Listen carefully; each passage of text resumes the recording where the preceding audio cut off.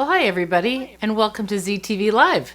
Today is Tuesday, March 9th, 2021. I hope everybody's doing okay out there, and I hope that, at least here in the DC area, that everybody got a chance to get outside and enjoy what was really a beautiful day. I think we are all ready for spring and ready for these warmer temps and sunshine and all the things that come along with the season.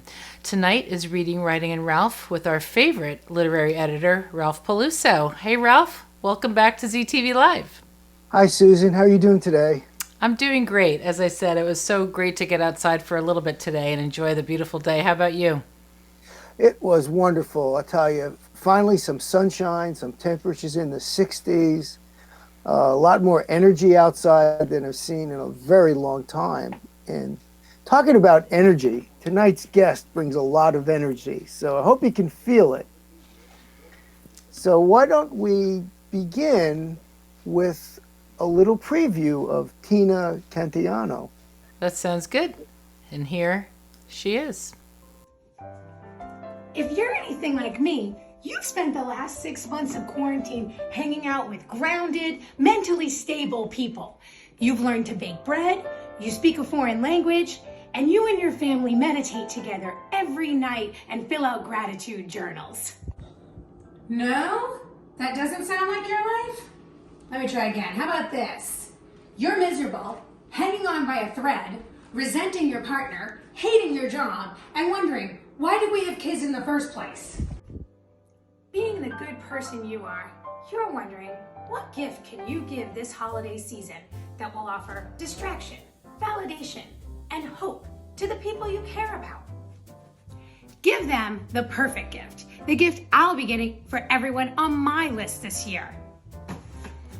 My book, Living the Dream, Marriage and Family. You don't suck at it. Sometimes it just sucks. So grab your phone, go to Amazon right now, search Tina Cantiano, Kantiano, Living the Dream. Then, grab yourself a beverage, some snacks, find a cozy spot where you can ignore the world, and read a good book. And no, we're all miserable. Hashtag, we're in this together.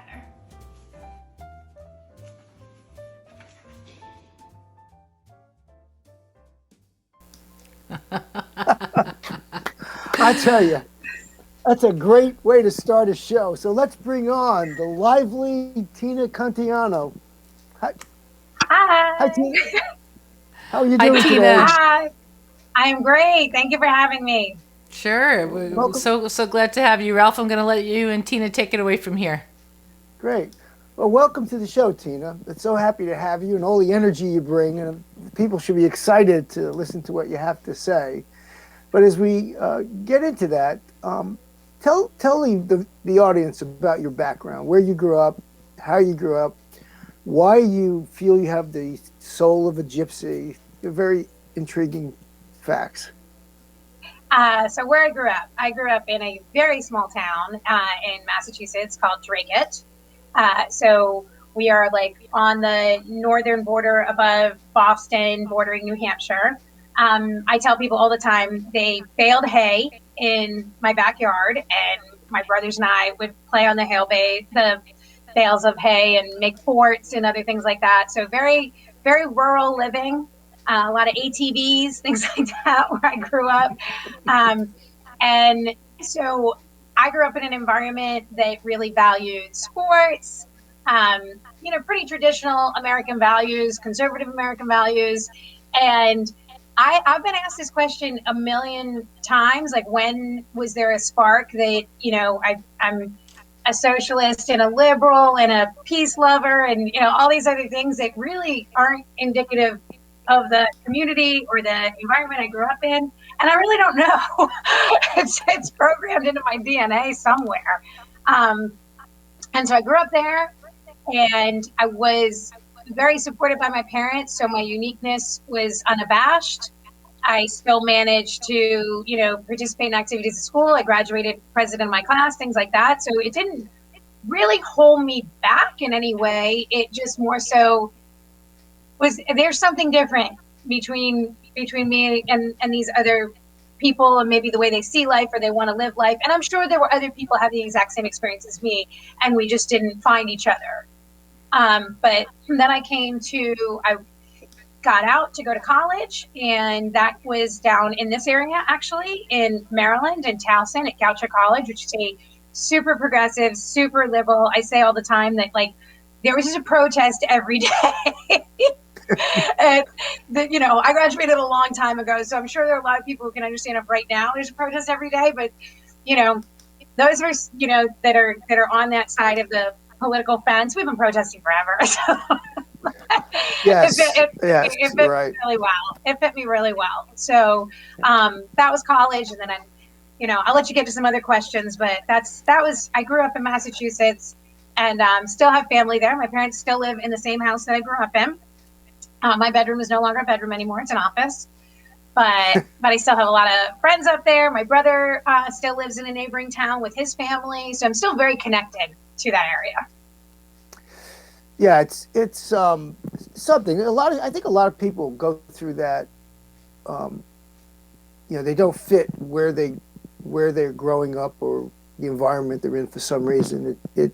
Particularly if as they get exposed to more and more people, they say, well, I don't want to do that. I don't want to bale hay, as you would say. I want to do something more with my life. So they have to go in a different direction.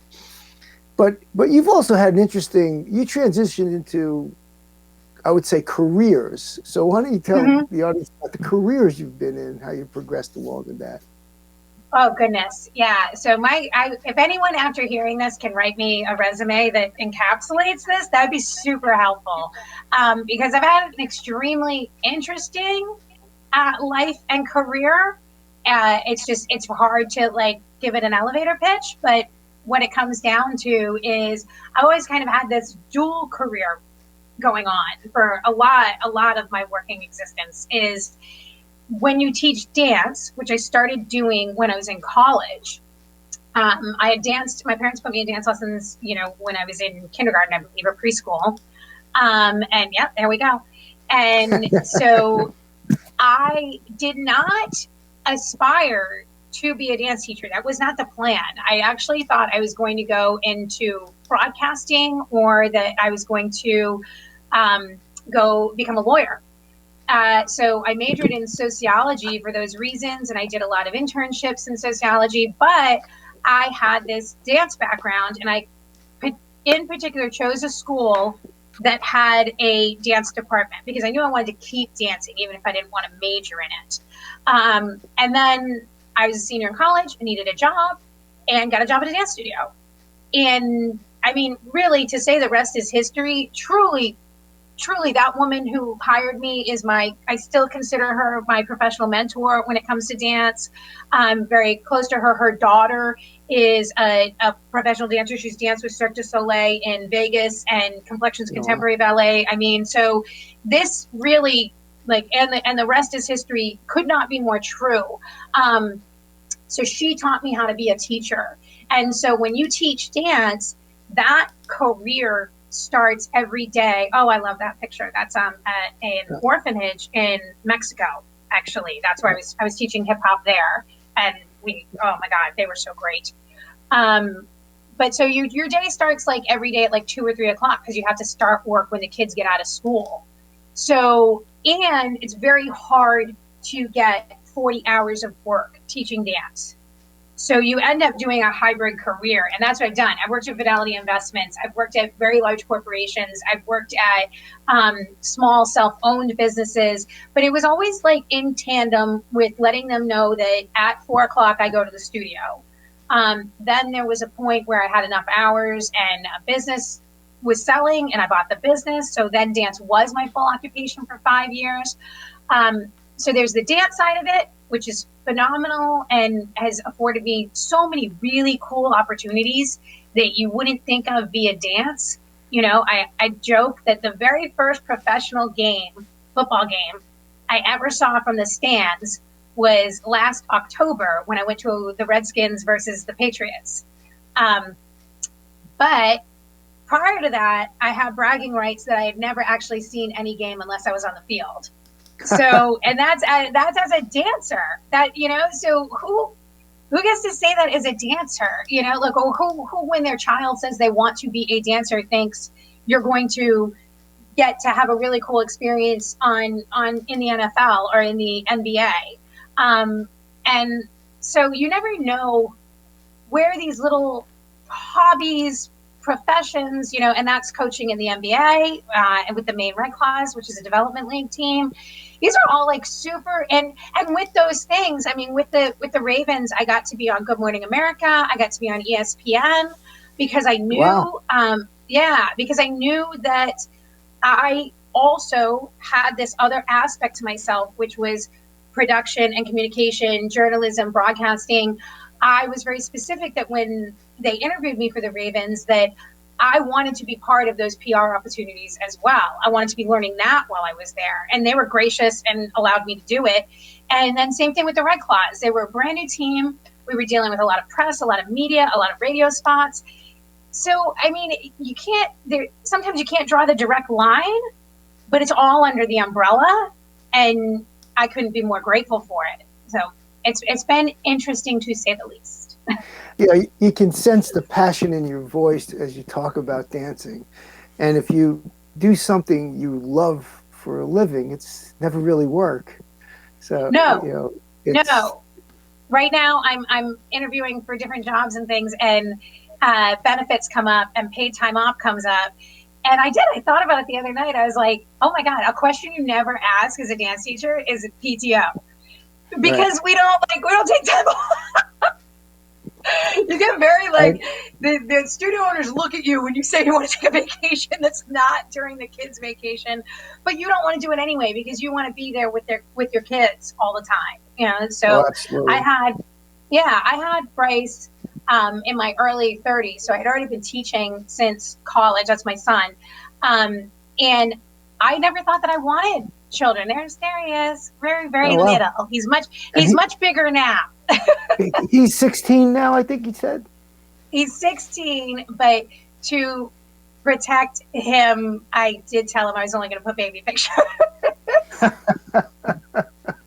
But yeah, so I mean, I thought I didn't want kids because I had hundreds of kids that I cared about deeply, that I was very invested in. So it's been wonderful to have my own children, but no, I'm just as invested in the kids that I teach, for sure. Let me ask you a question. So I coached middle school basketball in Loudoun County for over 20 years.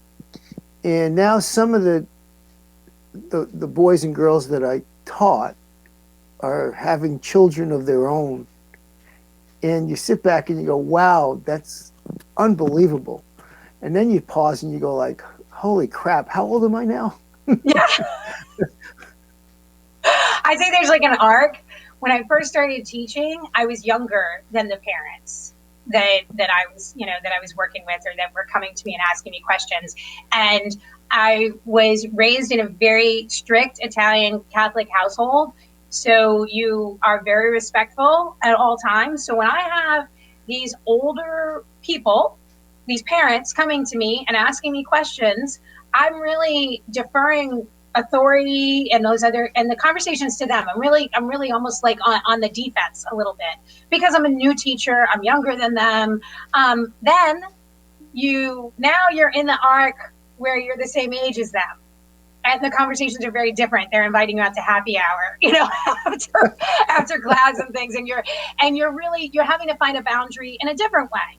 Before you had to find a boundary around your young professionalism. Now you have to find a boundary in the fact that you can really relate to a lot of these people and they could be your friends. And you really have to be judicious while you do that because you are in a business setting. You are working with children. Then you reach this other point where now you're older than all the parents who are coming to you, and you've been teaching now for 20 years, 25 years. And you get a little, do you know who you're talking to?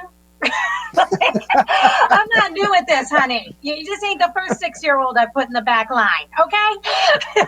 So, I felt that arc, especially that was my knee jerk. As I did formally retire from teaching dance. I've literally just gotten back into it recently, and I'm happy to have. But I consider myself retired from dance, and now I'm kind of doing this in retirement. I'm not doing it quite as seriously. Like I used to be a lead teacher, a competitive teacher, that kind of thing. So right now I'm getting to do it on my own terms, which is lovely. Um, uh, but yeah, there's definitely now there's a point in my career where it's just, I mean, I have, toot my own horn. I've got kids in movies. I've got kids in Oh professional wow, companies. Like, yeah, I mean, that's a lot to be so proud of. like, yeah, it's phenomenal. It's phenomenal. And on top of that, I have students who I have tremendous personal relationships with who I say that everyone has like a 5 people list. And these are the 5 people who are your biggest influences in life. I've already mentioned one of them, my mentor as a teacher. So you get your 5 people. That when you look back on your life are the people who really shaped you in some way.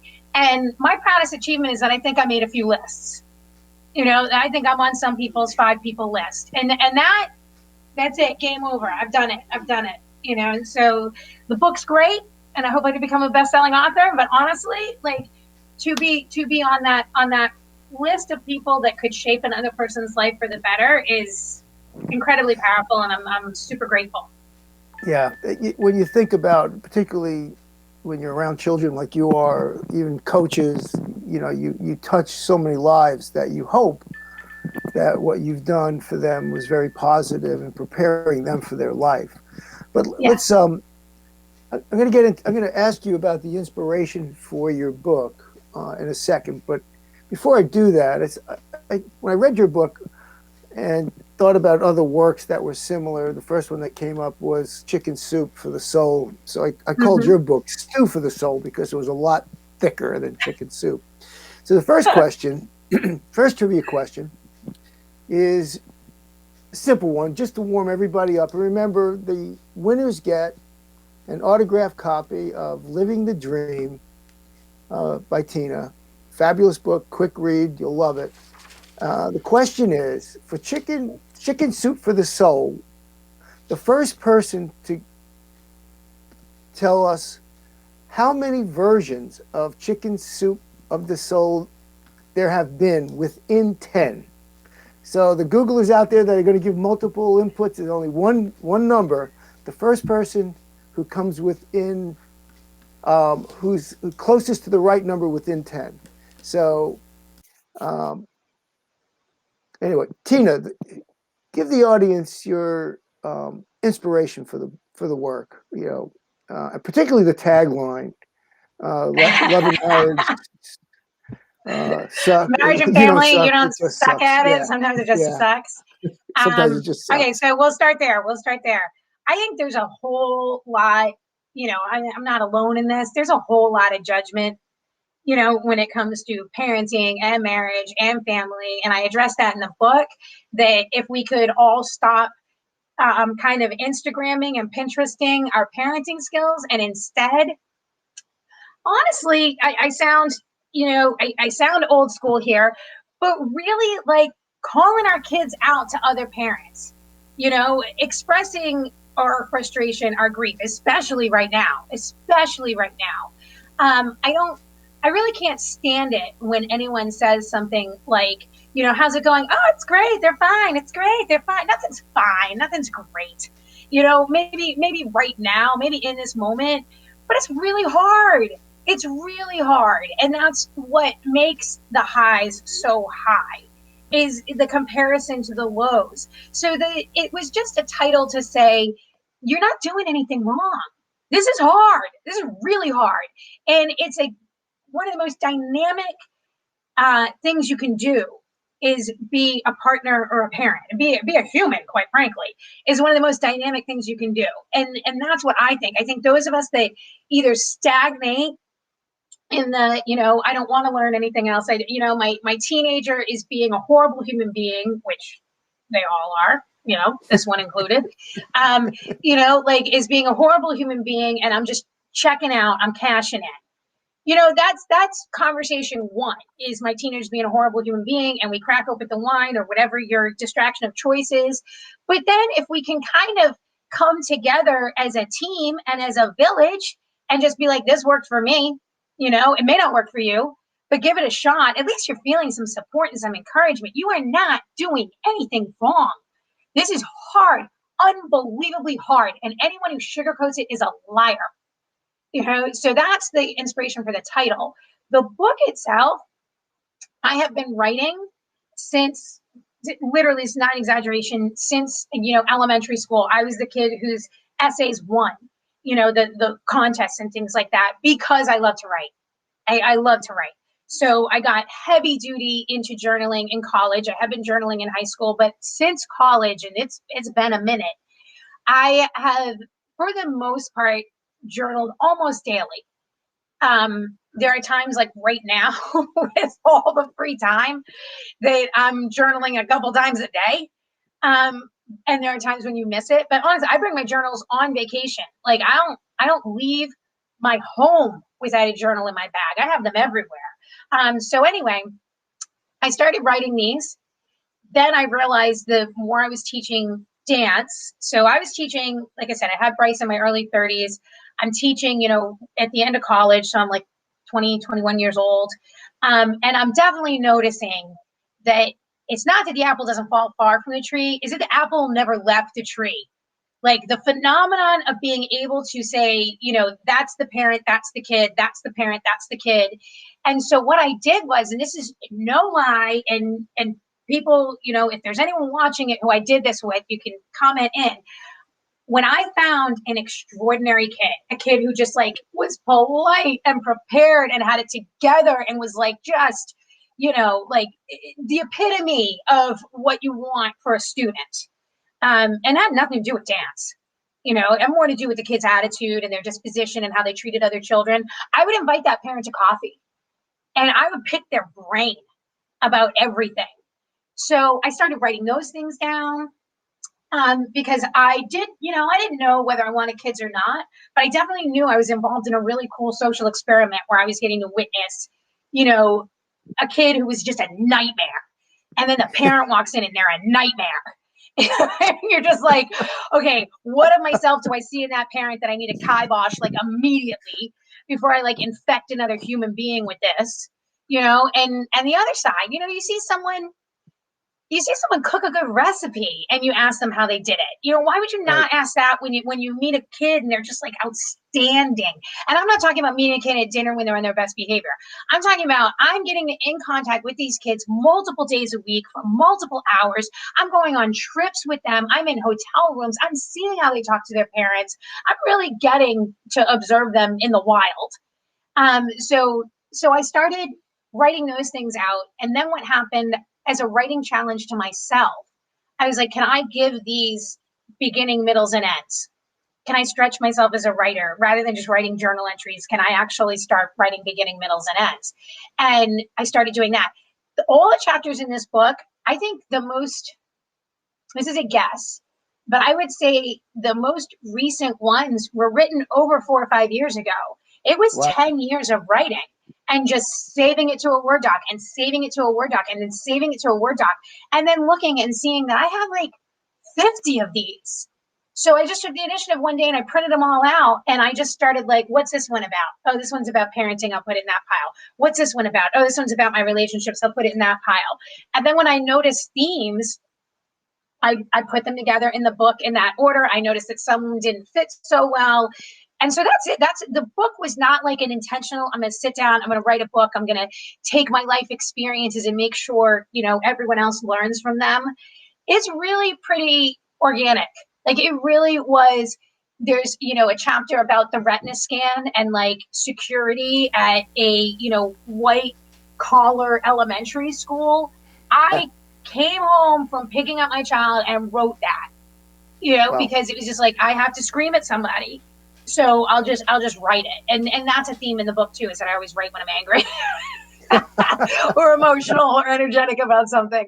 So that's really how the book came about. Like I'm a writer and then it was extending myself and then it was finding these themes and putting it together in a way that the biggest compliment I get from, you know, friends and family who've read the book is that you feel like I'm in the room with you. because obviously, as you can tell in just a few minutes we've been on the call here, I'm pretty candid. I wear everything right out in the open, criticize, judge, do whatever you want. I'm good with all of it. So that's how I write, is just, can we just make some sense of this? And if you don't agree with me, I really don't care. Give me your opinion. I'll listen, That's a great way to be. And the anecdotal stories are wonderfully written. And Thank you.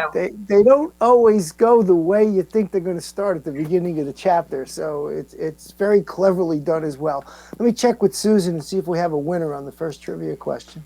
We do have a winner, and the correct answer was 250 different versions of Chicken Soup for the Soul books. And congratulations, Michelle D'Amato. You are the winner tonight of one of Tina's signed books. So congratulations, and thank you, everybody, for playing. All right, so let me give the second trivia question before I really get Tina worked up with the next question. The trivia question is, again, looking for the right answer for this. The only best-selling self-help book that is a fiction. The only self-help book that was a bestseller that is a fiction. So, folks out there, get on your little Google things, and we'll That's right. Everybody have a good guess. I wanted to interject here and just say that you're getting some wonderful love from your fans, Tina. A gal, Diane Lemire said, "I babysat you as a baby. Congratulations." Which is fantastic. Suzanne Peterson Smith says hello. And then Rita Mattia and Lucille, Bridget Brown, a lot of our Zebra people are all saying hello. And looking great, Tina, from Tati Daza. And, hey, my sister. And Kim Antifonario said, "Go Tina." So you have a lot of fans out there. Thank you, everybody, for commenting. Thank you. We love when people say hello and join the conversation, so thank you so much. Right. Okay, I'll let you guys back at it. If anyone out there has a question, please submit it. We'll take questions tonight. Absolutely. See if we Yep. get the answer. So chapters 1, 2, and 3 spun my head. This is an adult content portion. And you caught me at the first date, and I fell over in the chair with the end of the second chapter, and you know what I'm talking about. So Yes, I do. let me ask the question. Does good sex equal a healthy relationship, or does a healthy relationship equal good sex? Ooh, okay. So, I think it depends how you define good sex. So, or health, healthy relationship, good sex. I think we can get into, how to define a healthy relationship. But how you define good sex, in my opinion, not being a sex therapist or anything like that, in my opinion, good sex is the terms that have been agreed upon by the two parties having sex. So if your idea of good sex is 3 times a day and 1 time in costume, and if you and your partner agree to that, that's good sex. If you and your partner agree to once a month, then that's good sex. Like, I think good sex is the foundation of good sex is good communication. And you're bringing this up because of the second chapter. And in the second chapter, I'm very graphic. And Yes. but really what that's about is exactly that. And so the name of the chapter is Why is Human Nature So Self-Destructive? And basically, it's between me and my husband at the time. He's frustrated with work. I'm frustrated with the fact that he's working on the weekend. So that's communication. The essence of that is communication, is what did we sign up for? And so in that salad bowl, is the fact that when you get stressed, you push your partner away, when really what you're seeking is connection. The thing we all want when we're stressed out is love, support, and connection. And some reason, I don't know why, instinctively, we we push the world away, we get angry at it, we start blaming, we start doing all of that. So there was a lot in that chapter about just like, why do we do this? We know what we want, and we're acting so counter to it. So if we could just be self-aware for just a minute, and kind of take a breath and go back to that person who is just as stressed out as I am and kind of say, it would take so much for you to step outside of your stress zone right now and support me. And that's what I'm going to ask you to do. So I have to ask it of myself, so I have to not push you away. I have to not go crazy, and so, because I like humor and I like to catch people's attention. Yes. I do encourage, go do what you want to go do, because no one wants to be working on the weekend, and no one wants to be sitting there without their partner on the weekend when they're not supposed to be working. So if we both know what we want to be doing, life's too short. Why aren't we doing it? That was the important message of the chapter. Yeah. The sex aside, but that was the important message of the chapter. Exactly. But I like to take that like simple concept. Let's boil it down to this. Yeah. What are you doing? There are so many great chapters with so many great stories. I think there's 29 altogether. Maybe 30. Yeah. I should know, right? Yeah. But another one was the one where everybody gets a trophy. And all the parents out there that, love those participation ribbons, and there's 9 teams and 1 through 9 gets a trophy, or 1 through 8 get a trophy, and number 9 gets a sportsmanship trophy, because the losers are always good sportsmen, right? You devalued the whole experience. Right. So talk about that. Yeah. Yeah, no, I'm so once again, okay, so is it good sex or is it good communication? Is it winning? Because someone gave you a ribbon, or is it winning because not only did you compete and excel, you excelled against a formidable competitor. So in dance, we have competitions. I've been a lifelong competition dance coach. I still do critiques and stuff for competitive dancers, and I am known for saying, if you're not here to win, why are you here? If you want to dance for your pleasure, for your enjoyment, for your therapy, for your physical fitness, great. Do it for all of those reasons. I do it for all of those reasons still. However, I don't pay the money for lessons, costuming, hair, take time away from my family, all of this, if I'm not going to give myself a fighting chance to win. So first of all, are you inspired to put the time and effort in that it's going to take to achieve something, and not do something at the whatever happens level? There's a lot of validity to the whatever happens level. Absolutely.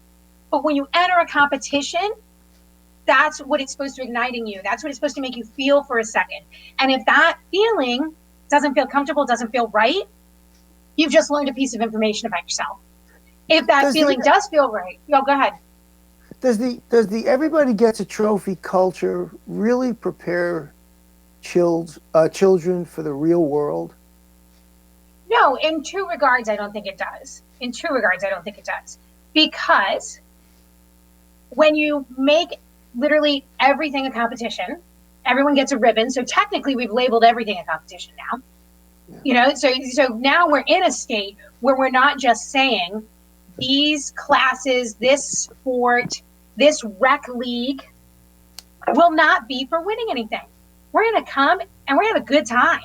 My son participates in 2 hockey leagues. He's on his high school team, which of course, there aren't a lot of high school athletes who don't take their high school sport seriously, because it's part of the experience, it's part of the pride, all of that. But then he's part of a house league in hockey. And basically what house leagues are is a bunch of kids sign up and we divide equally. We don't try out, we don't do anything. And he's a goalie. So a lot of the wins and the losses fall on his shoulders. And the house teams he's been on in the past, some have been winning, some have not been winning. But the nice part about that is you get to go out there and just play the game. Just play it for fun. There's no consequence. Have a good time. You don't need a ribbon at the end of it. So I think that's the one bad part, is we're not teaching kids you can actually do things for the pure enjoyment of it. You can organize your closet, which I'm a big fan of, for the pure enjoyment of it, not because you're selling your house. You are allowed to do things in a non-competitive way. You are allowed at a house hockey game, when the other team wins and it was a fun game, to go up and go, nice game, guys, because there's nothing on the line. That's balance. So I think you're doing them a disservice when you turn everything into a competition. But to get to your question and get to what happens in the book, where do you teach resilience? Where do you teach sportsmanship? Where do you teach the notion that you can prepare and it still won't be good enough, and that will still be okay? You can work 20 years in a particular field and not get the job, because there are different things at play than just what you brought to the table. So I think we're doing a disservice on so many levels, Like, there shouldn't even be, certain things should not have a competitive element to them, because we've lost the joy of playing street hockey. And we've lost the joy of, like, everything has to be goal oriented. And that's exhausting, especially for parents. Right. One of the other chapters that was very hard hitting, I think it was called Rape Culture. Yeah. And for me, I after reading the chapter, I sort of reflected back on the Netflix movie that got, you either loved it or you totally destroyed it. I think it was called Cuties, which was about the I didn't watch that, but I did. Yeah. Mm-hmm. The end of it got pretty explicit for young girls. Yeah. What are your talk about that, and how you view what's going on in the world in that area? So, obviously we are in just the craziest times ever. Like, one of these issues that we're dealing with right now would be major. But Me Too and BLM and COVID and politics and all of this. As women, we're in a much better place than we were ever in, but we are not there yet. And I think that in that chapter, I make sure I have a lot of female friends. My village of women are unbelievable. It's because of a woman that I'm on this with you right now. So, but I think from having two brothers, from working in professional sports, and I'm just an observer. That's what I do. I've kind of watched a lot of male dynamic, and I have to say I'm very lucky. I don't think I've ever been kind of discriminated against or paid less or anything like that being a woman. Like I said, I don't know. Maybe there's another guy making more money than me. But I've never felt that internally. I've always felt tremendous respect for my professionalism, for my talents, for my skills, my intelligence, what I bring to the table. I've never felt, kind of put in my place just because I'm a woman. And that's what made these experiences so startling. To sit in a superintendent's office, someone who is leading the education of children, and say, we want these young athletes, gymnasts, dancers, cheerleaders, to participate in an event in the community.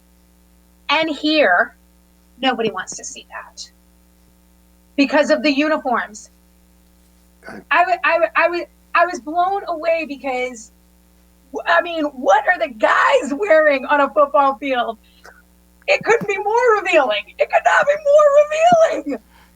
So it's just that is a mental sexualization. It is not a real one, And then same thing in that book, I talk about, the lost and found at a dance studio, which is honestly shocking.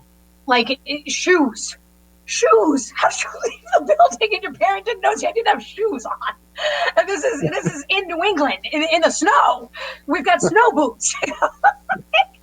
So that was just, a teacher trying to be funny, taking pictures of the bras and other things, and just she was trying to be shocking too. And then to hear, we don't need to see that. Would it have been any different if it was a guy's pair of boxers or a compression shirt that a guy wears under a uniform? Because that's no different than a bra. A compression shirt worn under an athletic uniform is doing the exact same thing that a bra is doing for a woman. So why we are deliberately sexualizing this? Because there's just no difference. So that's where I think we all, once again, need to check ourselves. There are wonderful little litmus tests you can do to see if your comment is sexist. It's really simple. Just do an apples to apples comparison. And if you're doing that, stop it.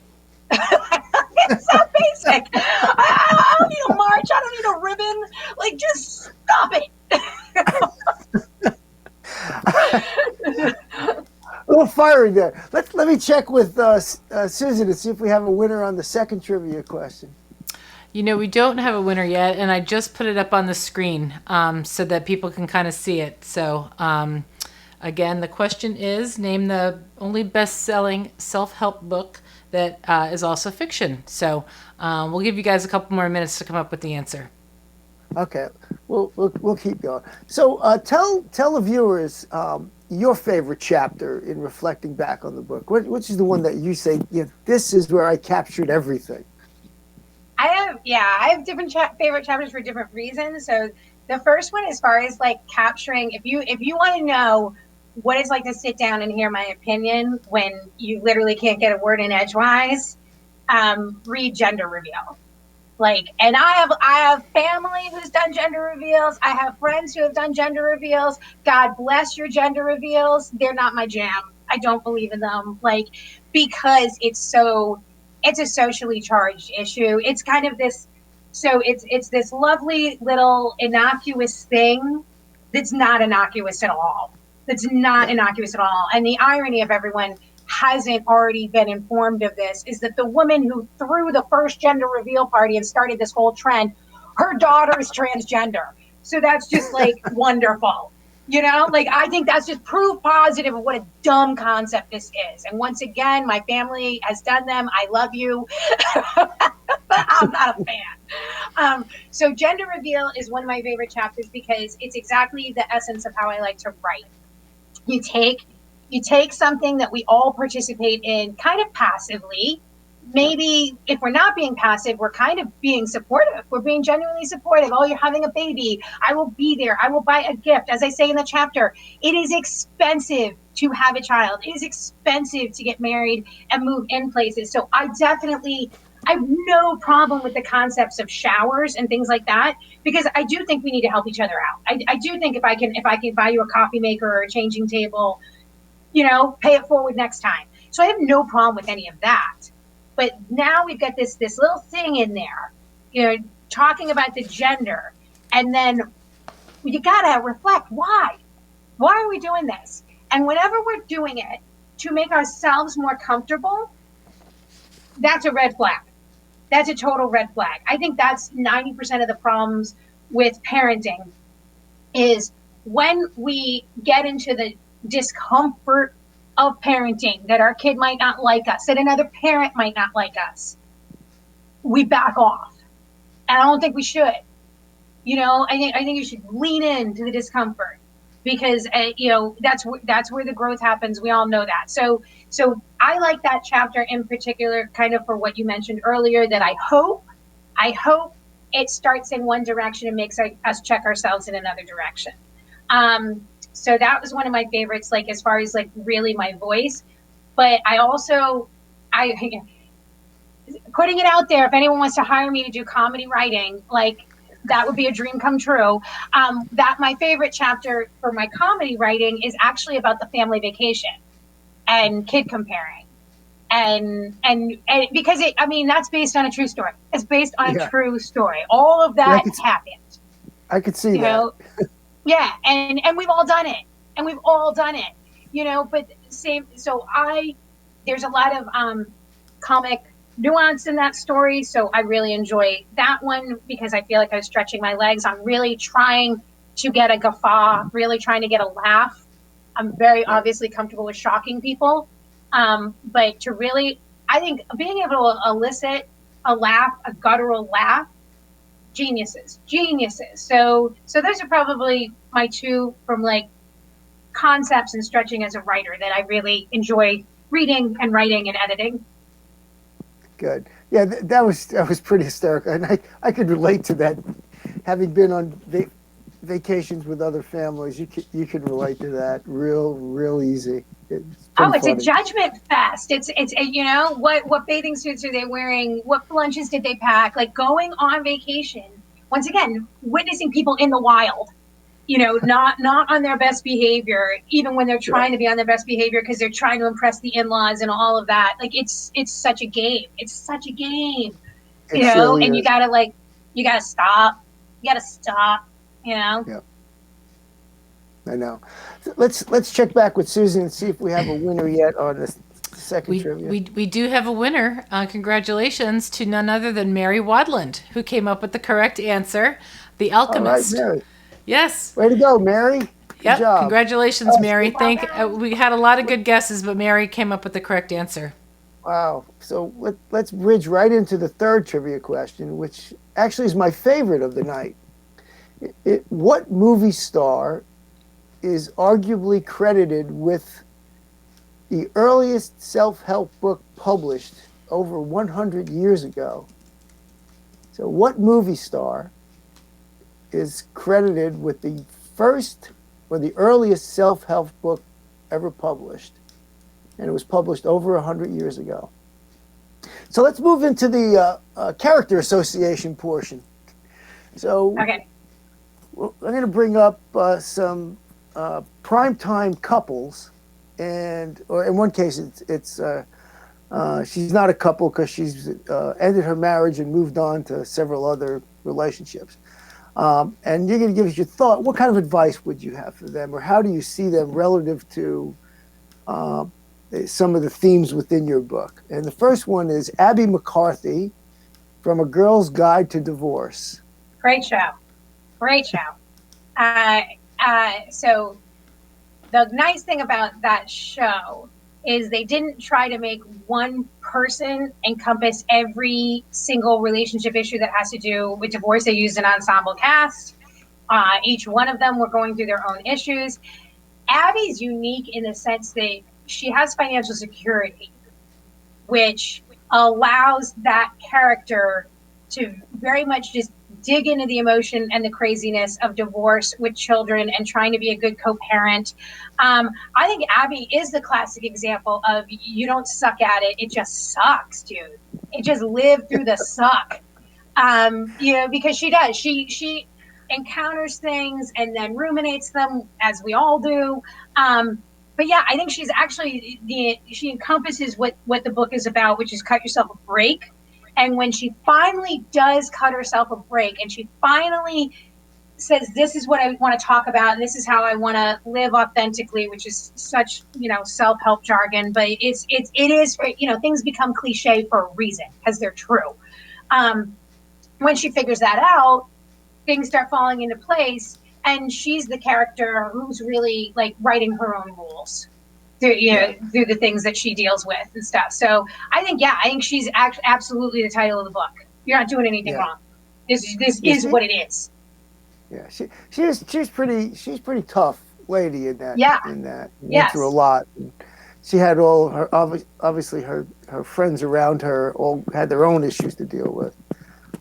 Which we all do. That's been the toughest part. Is like, even right now, it becomes this whole like, oh, it's not as bad as someone else has it.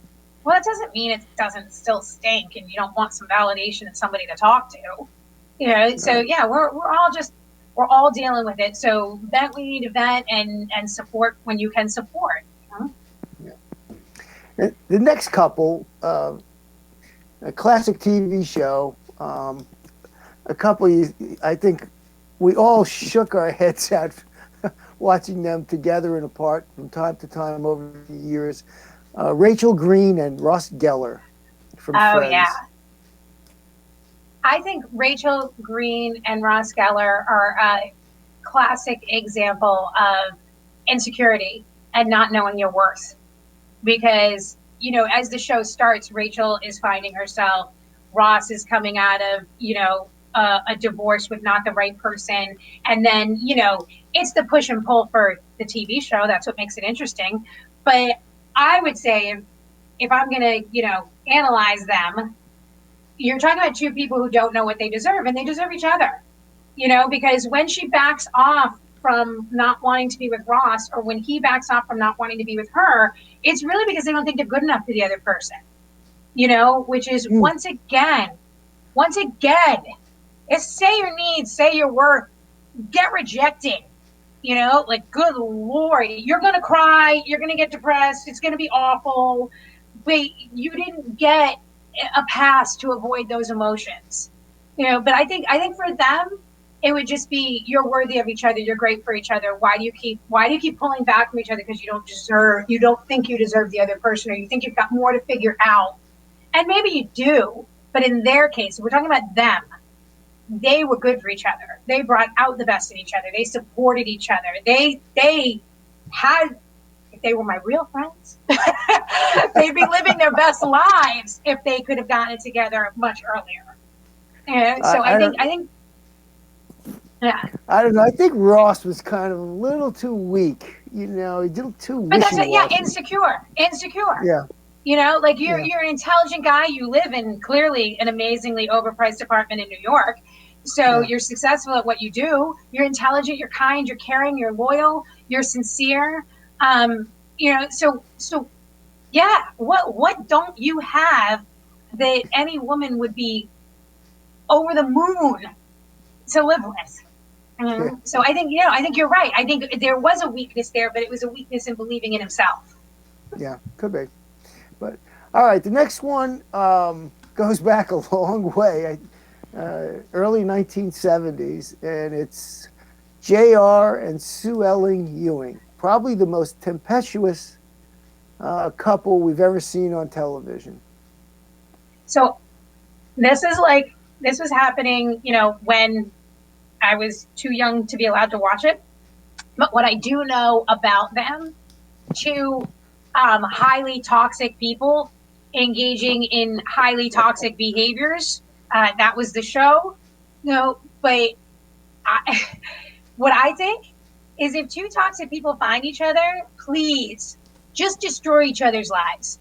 Because what I've seen and what I've experienced is that toxic people actually like to bring good people into their life. And then the good people, because they don't have the toxic radar, because they're trusting and they're loving and they're kind, they end up suffering at the hands of a toxic person. So I think in their case, they did everyone else a service by just unleashing their toxicity on each other. So if you can find out that you're a horrible person, please just go meet another horrible person and be horrible to each other, and don't run for public office or build a corporation or anything like that. Just use your time on this planet to torture only like one, maybe two other human beings. So I think actually, in a warped way, they're an example of getting it right. They were toxic for each other, that's for sure.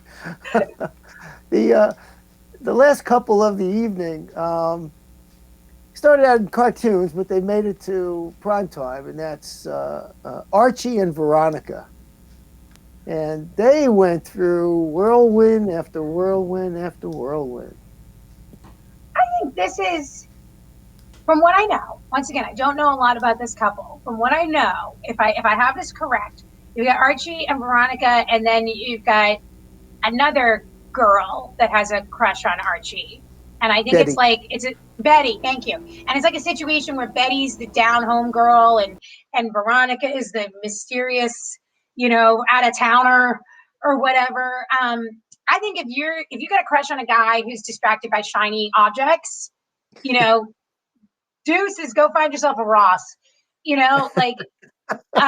I guilty. I mean, I can give that advice because I need to live it myself. So yeah, so just putting that out there. Any advice I give, I either lived it, need to live it. I would never tell someone else what to do, either not having experienced it or not trying actively to put it in my practice. But I think really, anytime you see two people fighting over one person, no one's worth that. No one's worth that. They need to figure out what they want to do. Well, then you got five, because you have Jughead and Reggie fighting for Veronica as well. So yeah, please. Messy. I don't got time for messy. Let me check with Susan. Yeah, let me check with Susan, see if we have a winner, and then I'll have my final question for you. Oops, wrong window. Here we go. We do have a winner. Nancy Campbell Gorski correctly answered Douglas Fairbanks for the movie star who arguably who was credited with the earliest self-help book published over 100 years ago. So congratulations, Nancy. Yeah. And the name we'll of get you this a signed was book. Laugh and Live. And so it's considered a self-help book. Yeah. I need to tell you, Ralph and Tina, that Mary Wadlin had a question regarding famous couples or couples on TV. And yeah, somebody, Justin Stebbins, commented, but Mary said, what did you think about Harry and Meghan? After the Oprah interview, you want to They're talk not on about TV. They're not a fictional couple. No, they're And, not a fictional couple, but they were on TV. But somebody Yeah. said Messi describes Harry and Meghan. Justin Stebbins said that in answer to Mary's. you got to be careful what you say there because, they were grown adults. She knew the situation, and all those around her knew the situation, and they need to handle it on an adult level. Yeah. What I think about them as a couple, I didn't watch the whole thing, so full disclosure, but what I take from them as a couple, whether you agree with what they're doing, what they're complaining about, whatever, they are ride or die for each other. And I don't think there is another way to go. That's what you sign up for. When you're like, hey, you look like forever. Yeah, you look like forever. Yeah, we should make other humans forever. Like, I want someone who's ride or die, and they are ride or die. So no matter what they're talking about, I respect that they're in it for each other, so they both agreed to that interview, or maybe they both would have agreed not to do it, whatever. Right. Like, I respect that part of their relationship. I think that's an excellent point. Yeah. Mm-hmm. Get rid of the royalty, get rid of the money, as they've shown. Do you still have a partner who is going to be right there? Because that's where you want them. That's why divorce happens, because they're not, That's right. That's a good point. So let me ask you the burning question that I had after reading your book. Do you ever get to the point where you just throw in the towel and say, that's enough? On life, a relationship, the book? Not on life, on a relationship. No. On a relationship, yeah. Oh my gosh, I'm divorced 3 times. Yeah. Wow. Yeah, no, yeah. So yeah, I'm absolutely throwing the towel. Absolutely. I've had to accept a different definition of marriage, and I will credit my son. I will credit my son with this definition, because walking by the Washington Monument in tears during COVID, and looking at my son and saying, I'm never gonna find love again. And he said, why would you say that? And I said, well, because, I had another long-term relationship just end. And I said, and it's been too many. Like, I'm obviously bad at this. And he's like, or you don't have just one great love in your life. Your life was meant to welcome many great loves. And he's like, and so I was like, wow. And then he also said, and I said, well, and he goes, and so what? Maybe you aren't meant to have another relationship, Mom, that is a long-term relationship with a partner. Maybe, yeah, that isn't going to happen again. But because, like I said, I was emotional, and I was like, oh, I'm never going to be loved. And he looked at me, he's 16 years old. And he said, I've never been in a relationship, and I'm loved, and I love deeply. He said, so I think, Mom, you have so much love, it wasn't meant for one relationship.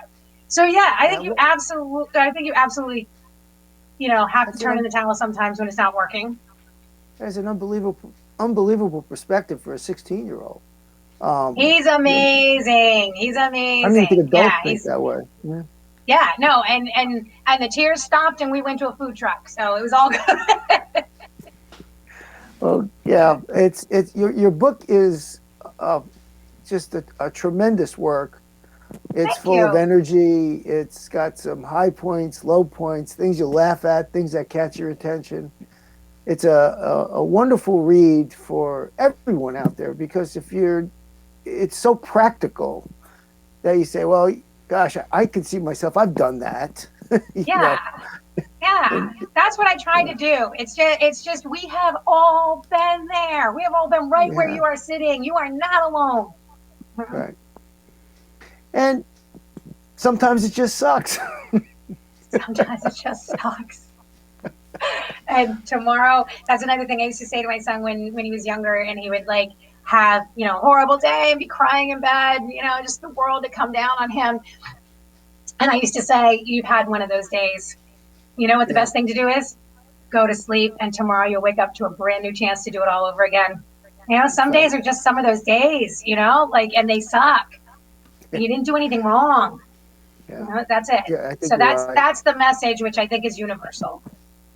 Tina, you've been a wonderful guest. We appreciate you coming on, and I think our fans were very, very energized to hear your story and hearing some of the thoughts. A lot more is included in your book.